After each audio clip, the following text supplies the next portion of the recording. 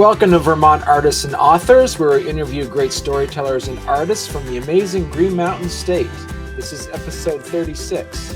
I'm your host, Barney Smith of Storycomic.com, and we're excited to have with us the award-winning and internationally celebrated author, Stephan Kiernan. Stephan. So you have a book coming out in 2023 called The Glass Chateau. That's coming out, and what's really interesting. It already has reviews, so that must be some of the people have already reviewed it, rated it at least on Goodreads. I'm afraid that's just like Goodreads nonsense because the galleys aren't out. It's not printed yet. People who have reviewed, no one has read it. I mean, my agent and my editor. Even like the marketing person who's handling my book at my publishing company hasn't read it yet. So those reviews are just completely fictional, but I hope that they're good ones. Did they like it? One was a 5-star and one was a 4-star. So I'm wondering what that fictional person gave you 4 stars didn't like about the book they haven't read yet. That's very funny. Like who holds an old grudge and won't give me a 5 for a book that isn't even out yet? I know. Maybe they gave it a 4 because they wanted it to come out this month and it's not going to be till June. Who knows? I don't know. But no, there's no reviews yet. And, I'm at the point in the process where I can't do anything else. The book is finished and in production. Right. So I hope people love it. I love writing it. Well, and you also is like, watching some of your previous interviews, you are a writer. Like you just write and write and write and write. And like you first started off as a journalist and you did some nonfiction stuff. And now you're just doing mostly just historical fiction right now, correct? Yes. So excuse me, I wrote on the side. Well, I did other jobs for many years. And then I really fell in love with working in newspapers. And it was a great job. I felt all the time like I wished I was older and knew more. But every day was an education. It was very compelling. I liked it. And it was a lot of time with sentences and with words. So there was some craft training that was happening all that time. But I was also writing novels on the side all that time. And then some of the things that I've been writing about in the news, I turned into my first 2 books, Last Rites and then Authentic Patriotism. And one of those books, the first one, Last Rites, led to a lot of speaking invitations that paid pretty well. And so I was able to take some time and just do that speaking and write a novel now that I was really a lot more experienced than when I'd tried novels before. And so now the one that's coming out in June, The Glass Chateau, that's my 5th novel. And the 6th one is finished, and I'm working on revising it right now. And the working title is Words for Snow. And, I've been really lucky that I've had smart editors and good publishers that have done really a reputable job. I've been fortunate with that and very fortunate with it. And so, I haven't had a job or a boss in almost 19 years. And The thing is that I do have a boss, and he's never stops beating me to get back to work. And I published my first novel at 53, Barney. And, now that I have this incredible opportunity to just write novels for a living, I kind of don't want to waste a minute. I waited a long time. I wrote 4 books that got rejected everywhere. I really want to keep on doing this as long as I'm drawing breath. I got stories galore. And so I'm writing a lot. And so, when you first started off and you kind of got your foot in the door by putting out some of those nonfictions ones, I compare that to the passion that you're doing with your fiction stuff. Were they necessary for you to start writing your fiction novels, or were you still had that passion of the stuff that you wrote about in your nonfiction work as well? Well, Barney, first of all, I want to congratulate you. I've never been asked the question quite that way before, and most people just go like, was it hard to switch from journalism to fiction? And you're asking in a more complicated way.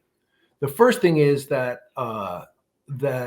publishing a couple of books in nonfiction did sort of open the door to the publishing world for me. I had an agent, I had an editor, I ended up changing both of those things in time, but I knew what a book was and how it was produced and some of the business of it and that sort of thing. And I think also publishing a couple of books of nonfiction kind of gave me the courage to try novels again. I had written a novel that got 37 rejections. And the reason I remember is that that's how many commercial publishers there were in the United States of America, 37. And they all said no. And I had really worked hard on it, and I thought it was pretty good. A quiet novel, but that deserved publication. And so after that, I just said, okay, I'm just going to concentrate on my journalism. And, and a lot of years went by and decades. And then the success of nonfiction made me say, with the encouragement of some writer friends, I have to be honest, saying, you can do this, you should try this again. I had a night when I was on vacation, on a bicycle vacation with Danny Yetton, who's a playwright in Middlebury and a professor at Middlebury College, a good friend, and Chris Bojalian, who's, probably the most successful Vermont writer in history in terms of, books sold and books produced. He's unbelievable and is a wonderful, good guy and very close friend. And I was drinking a lot of red wine with them one evening, and I told him the idea that I had for this not entirely morally scrupulous cell research lab, and that I wanted to write a novel about because there was so much kind of creepy stuff that was being done with DNA and so on. But it missed something. It was missing something, and I didn't know what it was. And Chris said, missing the main character of this book needs to be a brilliant, beautiful woman. And Dana said, no, she needs to be a beautiful woman. And Dana said, who is smarter than all the other scientists. And I was like, I'll be right back. I ran off, and I came back about a year later, and I had the curiosity. And so they literally gave me like the courage to do that. And then I was off to the races, and now I feel like I've been a novelist forever because I was always telling stories. And now it's how I make my living. And God bless the readers who make that possible. Every blessed one of them that picks up a book means I get to finally do what I've always dreamed of doing. Well, and The Curiosity came out in 2013. So this has now been 10 years that you've been doing this. And your other novels had more of a historical bent or more of a World War II, well, except for The Hummingbird, but The Baker's Secret, the Universe of Two, but now also the Glass Chateau all kind of have this. Well, The Curiosity, one of the main characters is a man who was born in 1780. And so there's a lot of history there. And then The Hummingbird is about a hospice nurse taking care of a man who's terminally ill, and he's a historian, and he's trying to finish a book before he dies that is about a Japanese pilot who bombed the mainland of the United States in World War II, and then came back in the 1970s feeling remorseful and gave the people of the town where he dropped those bombs a samurai sword that had been in his family for 400 years. And that is based on actual history. There was a Japanese soldier who bombed the mainland United States and came back 30 years after the war and gave a samurai sword to the town of Brookings, Oregon. And it's in the public library there. And I was like, that's such a great novel. And so anyway, that's the book that this dying man is trying to finish. It's about this case. I think, and then the Baker's Secret, that was basically D-Day from the French perspective. What it's like to live in occupied Normandy, and you have no rights and not much food. And then one day, 200,000 strangers come and lay their lives down by the thousand to set you free. Right. And then, and then Universe of Two, this is a love story set amid the development of the atomic bomb. And I'd be happy to talk for 45 minutes or an hour about the new one, which is also so good. I'm curious too, because the Glass Chateau also takes. Is it almost like a sequel to the Baker's Secret? It almost seems like it's connected in some way. It is connected in a bunch of ways. One is that it's set in France, right? And the other is that it's the same kind of community story. The Baker's Secret is about one town. And this is somewhat about one town, but really about one group of people. The Glass Chateau is one group of people outside of a town. And what I'm trying to do, Barney, with all these things is not just tell like a pretty story about the past. I'm trying to tell a story that I think reflects on the present time. So, for example, The Glass Chateau. This will be out the 20th of June, okay? Here's the story. You have a nation that is damaged in lots of ways and has an enormous rebuilding task to get to what it used to be. However, the people are politically and financially and culturally totally polarized. They think the other guy is not only wrong, but he's immoral and stupid. And there's a former president who believes he's still in power and holds rallies and gives speeches, all of those things. And what I'm talking about is France immediately after the end of World War II. But it correlates. It correlates with now. And the ways that France rebuilds and the stories that I tell of these people who should not get along. They should not, for a whole lot of reasons. And what they're doing is rebuilding the stained glass windows of the bombed out cathedrals of France. And that work helps them to heal. And because that work requires all of them to work together, as a group, they begin to heal. And this is how you rebuild a country, I believe. And so, there's one scene where one of the characters, a woman is saying, before you kill each other, reflect on all that you have built, all that you have made, and imagine what you still can build. And that inspires them to do some things that I'm not going to tell, but I think are pretty good. But so it is, yes, it's a history book, right? It's about a time in France, but it's absolutely relevant to now. And this is what's fascinating to me, is to find these stories in history that are pertinent, that do say something about now. And so it's not just like a recitation. Here's what it was like at Valley Forge. Right. It's more like, hey, all the scientists that were working on building an atomic bomb didn't want it to be used. Right. That's really what University of Two is about. They did not want it to be used. They signed petitions. They asked the president and the Secretary of War and everyone. They did everything they could to prevent it from being used once they understood what his power was. So, like that.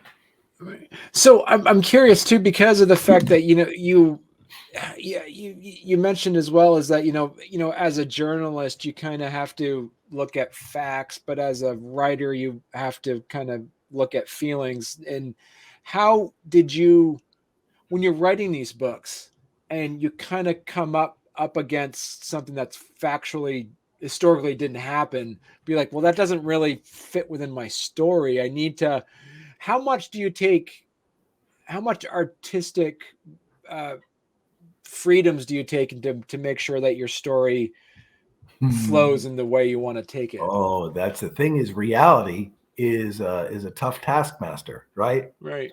And you can't say we bombed 3 cities in Japan. That's not going to work. Okay, we bombed 2, right? So what happens is, first, from the research standpoint, let me say this. I adhere to the reality. And it is one of the challenges of writing these books to make them adhere to the reality. So, for example, the Baker's Secret, that French perspective on D-Day, a French person is not going to know 101st Airborne from 82nd Airborne. They're not, okay? But I need to know. And when the soldier appears, I need to have him in the right uniform, with the right gear, with the right mission, even with the right food. I need to know down to that level. And the great thing about D-Day is that it's spectacularly documented. There are 3,000 oral histories that are on tape at the museum in New Orleans for D-Day. There are excellent books about it. I interviewed a guy, Vermonter, who was second wave on Omaha Beach. And I mean, I did all that so that it would be down to the minute accurate. I took one liberty and a bunch of readers called me on it. They saw it. So I learned my lesson. And so I really stick to it. And it was very difficult with the University of Two because I needed a couple to get married by a certain date and get pregnant by a certain date so that she would be pregnant, when Hiroshima happened. So there's like a lot of the story that gets bent around it. That said, it's a totally different kind of research, because as a journalist, you're looking for the fact. You're always looking for that telltale fact that will say, oh, actually, this guy, this congressman, he never went to this university. He didn't work for these banks that he said he worked for. And here are the facts. You're looking for that. And when you're writing a novel, you're looking for something different, like this. In Los Alamos, New Mexico, where they built the atomic bomb, it was the largest collection of Nobel Peace Prize winners, current or future, in the history of the world, including even when they give the Nobel Prize now in Stockholm, right? This was the largest collection of those kinds of minds ever, and the milk was always sour. Somehow, like, they'd get good milk down in Santa Fe. It was a tough drive coming up the hill there, but it's like 26 miles up to this fortress up on the mountain. And the guys would be, sitting with a bowl of cereal, and the guy be going, "You're going to have cereal?" His buddy be like, "Don't have that cereal." He's like, "No, the milk got here last night. I saw the truck arrive. It was still cold when they put it in the freezer." And the guy would be like, "I wouldn't do it." And the guy takes one bite and says, "Oh, it's awful. It's awful." And it humanizes these scientists in a way that the facts don't. There was another example I'll give you, a great cultural divide in Los Alamos, because there were the military guys, okay? They were guarding the fences. They were saying, you can't come in to people outside, and they were saying, you can't go out to people inside, so there wouldn't be spies. They were worried about information being stolen by spies, all that sort of thing. They had uniforms, they had ranks, they had duties, they had barracks, they had clear mission and orders. And meanwhile, there are these flaky, weird guys, unwashed, maybe stinking of the lab, wandering around, looking at the sky at all hours, like smelling bad. Like, what are they doing? There was this total kind of contempt for the scientists. They're just wasting time here. There's a war going on, and they're just wandering around, scratching their heads, right? Yeah.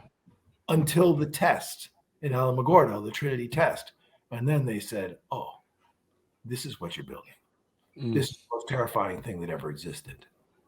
This is hell on earth, and you made it. And that shift in culture. Now, there's a million facts behind what I described to you, but this is a story about humanity and different attitudes at that time. And the scientists, by the way, barely even noticed that the army was there. They were so busy with their mission and what they were trying to figure out that they barely noticed. So it was a one-sided antagonism. So the research tells me those things, and that makes it very human. And so I'm less interested in the fact. I'm more interested in what the human piece of that time was like. Right. Good. So a couple pieces that you brought up, and as you mentioned earlier as well. Do you see yourself what drives you to your writing? Is it like exploring characters and settings, or is it telling a story? Yes. Barney, if you count all the different newspapers I did it at, for about 14 years, I wrote editorials, the daily opinion piece that a lot of newspapers don't do anymore, except the major metros. And one of my brothers used to joke, everyone is entitled to Stephen's opinion. Because I had 365 opinions a year. Yeah. And, I think I entrenched more people in their views than I did cause people to change their views, I think. But I definitely wanted some people to change their minds, or at least think a little differently about things. And I'm still doing that. I'm just using a long form. I'm using story. And the way that the people of France took care of each other when they thought that no one was ever going to come to save them is a way we should take care of each other on this earth. And the scientists who, once they understood what it was they were building, that they tried to kind of put the genie back in the bottle, that they actually understood the moral consequence of what they were doing in a way that we don't really think about so much anymore. Right? Vladimir Putin says something about nukes and we get all worked up, but we have thousands more than he does. Right. But we don't do that. We don't look in the mirror about that. The only country to use them so far is us, and we killed tens and hundreds of thousands of people. And lots and lots of justification, lots of good arguments to be made that it brought the war to a swift conclusion, and probably saved hundreds of thousands of lives. And as I did the research, that stuff is pretty compelling. But nonetheless, can we look now at, like, before we point at somebody else, can we say, well, you know, like, these are the sorts of things. So it's like a 100,000 word editorial hidden in the story. And some of it is also that I don't know the answer. And so what I really like to do is have the question. So for example, there's a woman who's in the University of Two, there's a woman who's really upset that the bomb was used. And she's talking to a woman whose husband was going to be part of the invasion of Japan. And she's like, you don't like the bomb? I love the bomb. My husband's coming home and we're going to make babies and we're going to live together for the rest of our lives instead of him dying on some beach on some tiny island. You know, and there's some truth to what she says. Right. And these women have this argument, and I'm not trying to decide. I just think the argument is really human and interesting, and maybe gives us something to think about. So yeah, the characters have got to live, and I have to love them, and I tend to fall in love with them a lot, even the villains. And I do like what the research requires me to learn about places, whether it's clambering all over New Mexico or it's spending a bunch of time in Normandy on those beaches. And that's kind of the great privilege of this job. You know, today I spent the afternoon, just to put a bow on it, I spent the afternoon at AO Glass in Burlington, which is, you know, biggest glass foundry in Vermont, making glass flowers because of the people who are glass makers in my novel, The Glass Chateau. I spent the afternoon making glass. Cool, you know, like I love my job, you know. And part of it is also because I need to know what it's like to be holding a piece of glass that just came out of the oven with a metal tool and feel the metal tool get too hot for your hand because the heat of the glass is, right? A character will have that experience, I guarantee you. You know? Yeah. No, do you, because you said also before in a previous interview that if we're lucky, we're going to probably read 3,000 books in our lifetime. And you said something along the lines of, if you don't like a book, don't feel like you need to finish reading it. Like, if you don't like a book, there's plenty more books out there. And you also mentioned that you do a lot of, you got a new book coming, like you have a new idea. So when you do research and you find something on a book that you're writing and it sparks an idea of, oh, I want to write a book about this. I have a story I need to tell about this. Do you have like a list someplace that you have to you prioritize your stories? How does that work? All right, I want to answer the first part first, if I could. Excuse my cough here, but in the old days, when you're riding in your car and a song comes on the radio that you hate, you have not heard 4 measures of it, and boom, you would hit the button on that radio and change the station like that, right? Right. You're watching TV and the Jets are getting their butt kicked one more time. You just click, gone, right? You don't even think about it. You're watching a movie and suddenly it's really you Game of Thrones, and you turn on the first episode of Game of Thrones, and there are those dismembered bodies lying in the snow, and you go, not for me, off, no problem. Something about the form of a book, people be like, well, it's too gruesome for me. I'm just going to read 8 more books about this. I mean, there is this way that people feel an obligation. I'm glad, because sometimes my books, lag. I know they do my best, but there you are. But I think that also there are great books to be read, and there's nothing wrong with putting one down. And I'm not going to suggest any that you ought to put down, but sometimes it just doesn't fit you for whatever reason. So what was the other question you asked me was, how do you prioritize? My because ideas. you always, your ideas, and how do you do that? Yeah. The honest answer is failure. What happens is when I send a book off to my editor, I enter a period of great insecurity.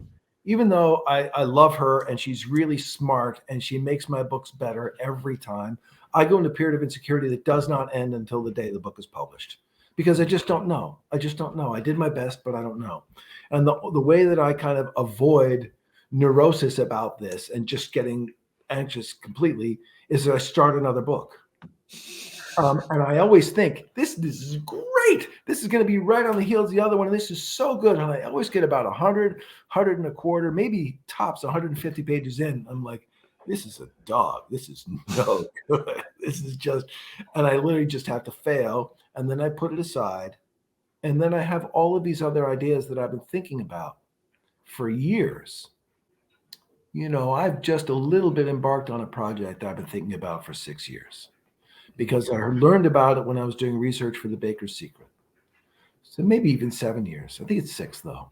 I've been thinking about this, and I've got a bunch of these things where they're like marbles in my pocket, and I'm turning them over and over, and I pull them out and look at them, and then there's a time where I say, oh, this is interesting, because now either there's something intellectually or emotionally interesting me about this, or better yet, there's something in this story that now kind of pertains to the world.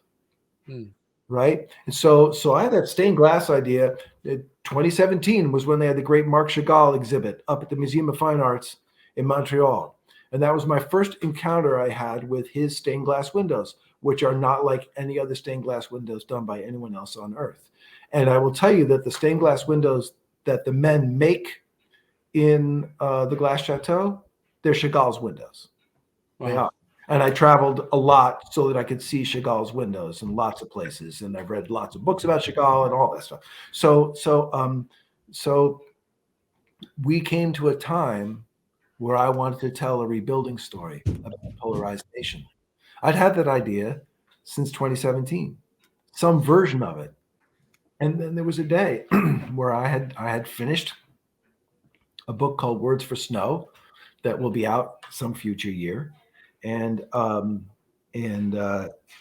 was like, well, what am I going to do next? And I started writing the idea that doesn't work, and it failed. And when I put it, it was a novel about Jackson Pollock, the painter and madman. And when I put it aside, then it's like, well, what do I have that's a rebuilding story? The world really needs a how do we get from where we are to a better place? Well, here's this story about rebuilding France. I'm going to start doing some reading about this. And I find out that de Gaulle didn't cede power and that he was holding rallies and stuff after he was out of office. I was like, oh, what else we got? What else we got? And the Marshall Plan, which was the American money to bail out France, didn't really get there till almost 1950, late 1940. Wow. So they were on their own and starving and rebuilding and all of that and struggling all that time. Like, perfect. Right. Here's a way to tell a story from the past that reflects on now. So I got a bunch of ideas in my head. I don't know which ones are going to be the failures. There's one every book. I'm sorry. I wish I could skip that part. I really do, but it's always like 6 months of wasted work. But it's just how I go.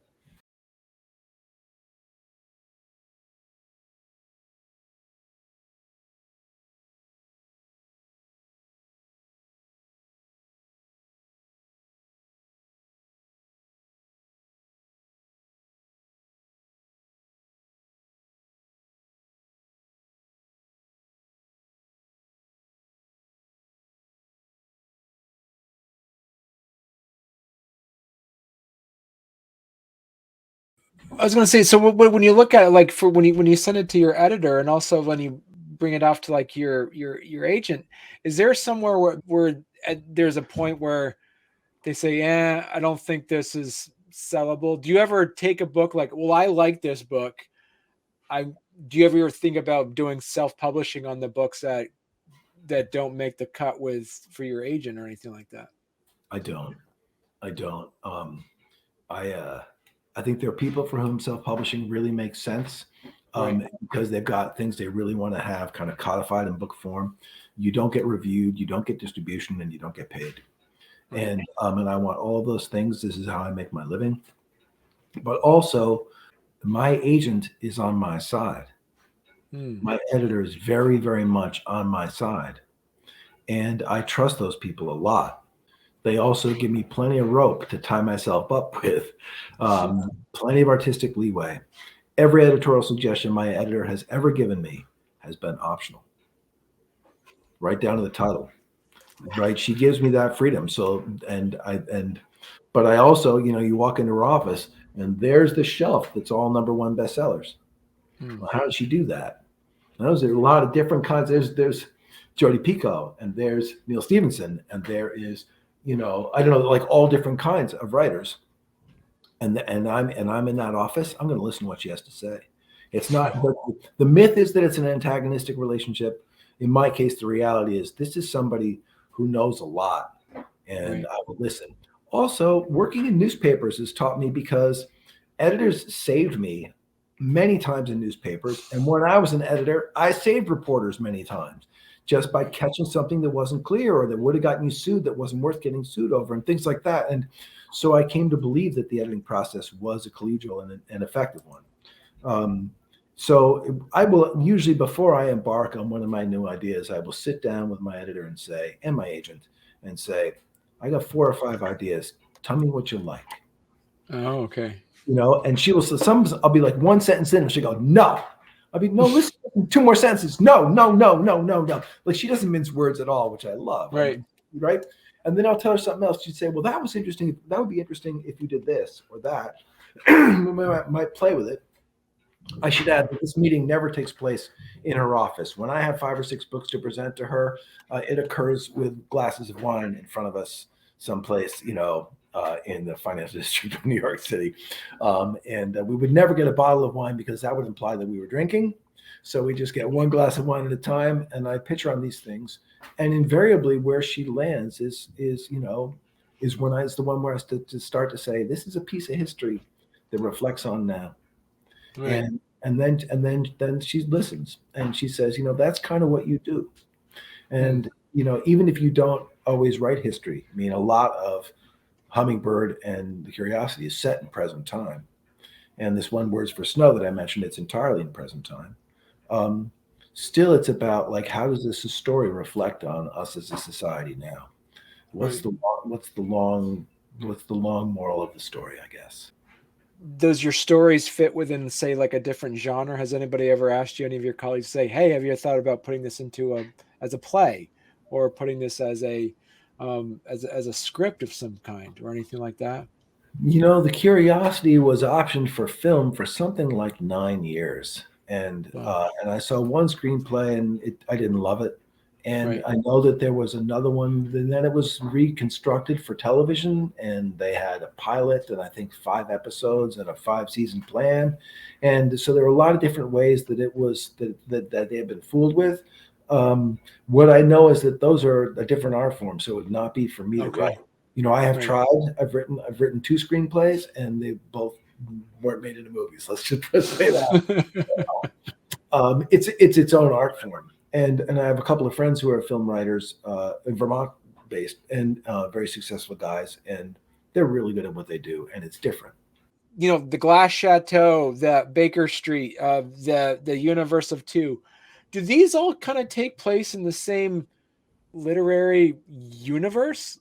Like, for instance, is there any cross-pollination of characters, or could the characters from Baker Street to go, like, yeah? That would be really cool if I were that smart. Here's how they work. Okay.